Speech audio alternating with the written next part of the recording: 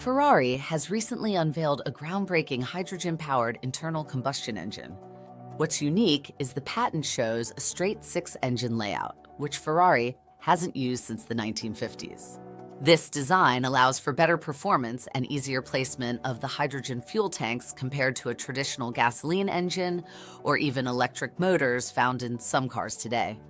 Ferrari has implemented an innovative design where the engine is mounted upside down with the crankshaft on top and the cylinder heads below. This design aims to enhance aerodynamics and performance.